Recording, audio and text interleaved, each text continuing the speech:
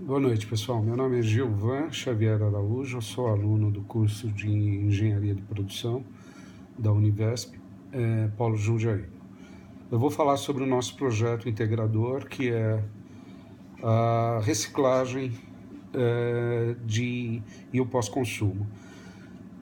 A gente, como nosso projeto, a gente identificou, através de uma pesquisa que a gente saiu para fazer no nosso bairro, usando a metodologia do Design Tank, de que as pessoas dizem que reciclam material. Aí a gente foi verificar se isso na realidade ocorria, porque a maioria dos bairros, principalmente que a gente percebeu assim, em cidade que nem a nossa, que é uma cidade de média de 300 mil habitantes, mas que com bairros com população bastante antiga, né? Assim, uma população envelhecida, não é antiga, mas uma população envelhecida com uma mentalidade mais interiorana, eles não têm esse hábito do descarte do lixo de uma forma correta, de uma forma de separação, de colocação, de reciclagem. A gente foi tentar identificar o porquê que eles não faziam isso. Alguns alegavam a dificuldade de ter que limpar o material, outros de não saber qual é a data de coleta, outros de uma série de outras dificuldades que não facilitavam a vida deles para colocar esse produto no local certo para um descarte correto. E a partir disso nós tivemos o insight de fazer a identificação. E como que seria isso? Seria colocar nas embalagens dos produtos uma taxa, como é no cigarro, como é em alguns, já existe algumas coisas que tem ali uma taxa de advertência, em remédios, por exemplo, uma taxa preta, a gente colocaria uma taxa nas embalagens identificando que aquele produto, qual é o tipo de produto, se ele é reciclável e, e como que seria esse processo de reciclagem, né? Se caso ele seja, como é que seria, qual que seria o retorno disso para essa pessoa, tá? Como todas essas informações seriam muitas informações para colocar num único pedacinho da embalagem e poluiria demais a embalagem, nós resolvemos que teríamos que ter um QR Code que seria através de um aplicativo do celular, qualquer pessoa conseguiria fotografar e ter acesso a um site onde diria que tipo de reciclagem aquele produto tem, se é ou não reciclável, se aquele produto poderia ser descartado, se aquele produto se torna matéria-prima novamente ou não, né? Então, assim, as pessoas passariam a interagir de uma forma mais amigável com aquele produto.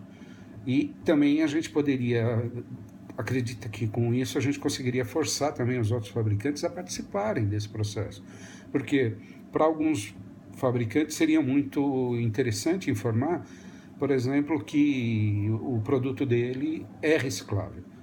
E o que para muita gente às vezes parece que não é reciclável, e na verdade já existe uma metodologia de reciclagem, então isso também poderia ser informado. A gente tinha como exemplo o Tetra Pak, que tem uma tecnologia hoje que separa o plástico, o alumínio e o papel, ou a pasta de dente, tubo de pasta de dente, que hoje a gente sabe que isso vira telha, vira parede, pode virar casinha de cachorro, pode fazer uma série de outros materiais. A própria lâmpada fluorescente, que hoje a gente sabe que 98% dela é reciclável, que ela tem vidro, alumínio, tungstênio, cobre, e uma série de outros produtos que podem voltar para a própria indústria como matéria-prima e que não há necessidade de ser descartado em um lixão. Então, a gente consegue fazer com que as pessoas tenham uma ideia mais clara de que o que ela consome, ela pode retornar o pós-consumo dela, né, e pode retornar como matéria-prima e até às vezes como dinheiro, né? Por exemplo, é o caso do alumínio, que muita gente sobrevive disso, o próprio PET que vira camiseta, que vira vassoura, vira uma série de produtos. Então a gente tem aí, criaríamos uma cadeia mais positiva. E como é que a gente poderia fazer isso? Uma forma mais amigável, que seria colocar uma etiqueta, as pessoas olharem, dentro dessa etiqueta teria as informações via um QR Code.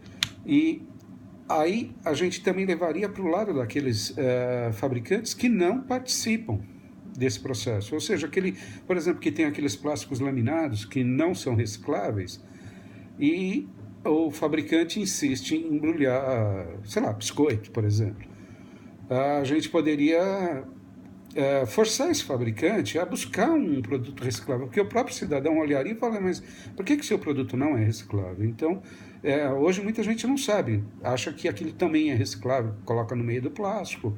A gente sabe, por exemplo, que alguns produtos que são recicláveis e a maioria das populações acha que não é, por exemplo, o isopor, que hoje já tem tecnologia. Então, eu acho que a gente conseguiria, através dessa informação, educar uma determinada parcela da população e a partir daí tentar divulgar melhor o projeto, divulgar melhor os produtos recicláveis, trazendo normas, incluindo as normas que regem aqueles produtos. Por exemplo, a gente sabe que para Anvisa tem uma série de normas que regem alguns produtos, inclusive a embalagem. E essa embalagem é que a gente traria essa discussão para o dia a dia do cidadão, para o dia a dia da nossa ideia. Né? Então, assim, o nosso projeto seria, nós partimos de um projeto de pesquisa em campo, identificamos que existia uma necessidade que as pessoas talvez não soubessem, mas que existia, e essa é uma das metodologias do Design Thinking, que é identificar o que aquelas pessoas necessitam, né? E que às vezes, muitas vezes nem elas sabem, mas a gente entendeu que talvez essa fosse uma necessidade de educar, mostrando para as pessoas que elas podem ter um produto reciclável na mão e que se ela jogar isso num aterro sanitário vai criar uma série de problemas, por exemplo, a durabilidade de plástico, jogar dinheiro fora, que é você jogar alumínio no lixo, deixar que é uma cadeia muito grande por trás da fabricação de extração de bauxita, de tal, uma série de coisas para poder tirar e ter alumínio. Então, assim, a gente percebeu que se as pessoas souberem, talvez elas se tornem mais cobradoras dos seus direitos. E aí a gente entra dentro daquele triple bottom line que é o ambiental, o social e o econômico, né? Dentro do ambiental, de retornar os materiais, do social, da população e seu entorno participar disso, e o econômico, de isso ser retornado financeiramente para a própria comunidade, porque cada vez que a gente reintroduz uma matéria-prima no sistema de produção, a gente barateia esse sistema e isso, por sua vez, volta para o cidadão, e essa é uma ideia. Então, assim, mais abrangente. Mas, no primeiro momento, o nosso projeto ele vai de encontro a tentar fazer com que a população identifique de uma forma fácil, clara, se aquilo é ou não reciclável. Se é reciclável, perfeito, vamos jogar no lixo correto. Não é reciclável? Por que não é? Que elas se questionem também. E isso também esforce os próprios fabricantes. A gente pode partir de um exemplo assim, de pegar, por exemplo, uma Natura, que tem uma mentalidade já eco, de fazer com que ela coloque numa embalagem dela, dizendo que aquele produto dela é de material reciclável, que volta reciclável para o processo, e talvez o concorrente dela se sinta incomodado e queira fazer a mesma coisa. Então, talvez uma Boticário entre na mesma linha, uma outra qualquer, uma Avon, aí faça a mesma coisa.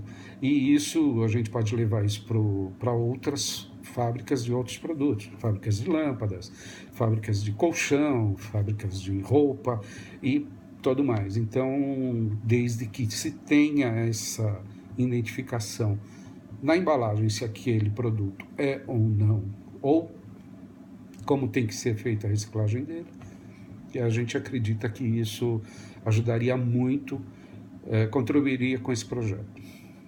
Obrigado.